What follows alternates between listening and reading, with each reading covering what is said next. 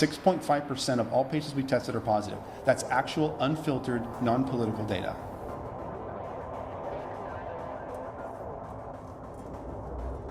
Typically, you quarantine the sick.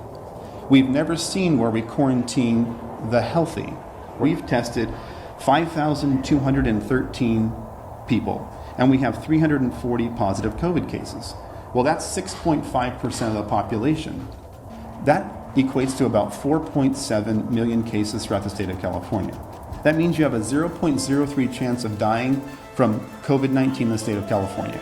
I also wanted to mention that 96% of people in California who get COVID recover.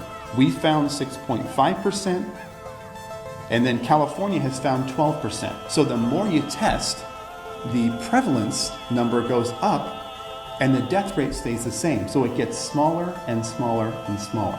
Millions of cases, small amount of death. Millions of cases, small amount of death. They did a total of 649,325 tests. That's 39% of New Yorkers tested positive for COVID-19. So if that's indicative, and they tested 649,000 people, that's a massive test. That's accurate data, 39%.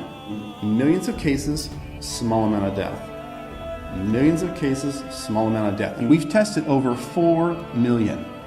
328 million people times 19.6 is 64 million. That's a significant amount of people with COVID. If you study the numbers in 2017 and 2018, we had 50 to 60 million with the flu. 22% of those tested were positive in Spain. How many died in Spain? 21,282 out of 47 million.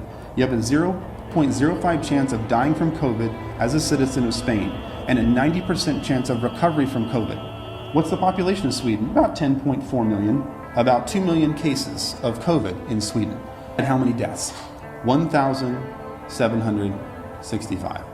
Millions of cases, very small death. Millions of cases, very small death. This is what we're seeing everywhere. Now I want to compare flu virus. Is this significantly different?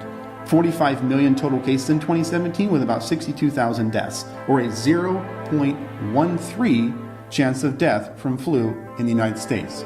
As you know, our other numbers were 0.02. So the lethality of COVID-19 is much less.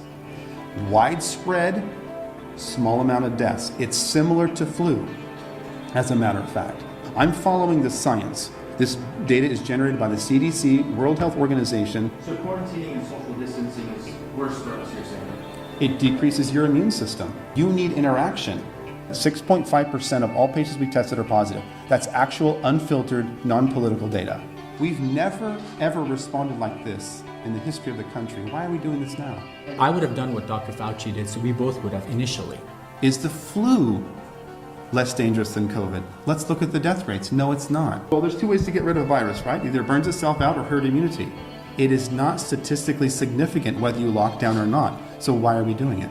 The building blocks of your immune system is virus and bacteria. End of story.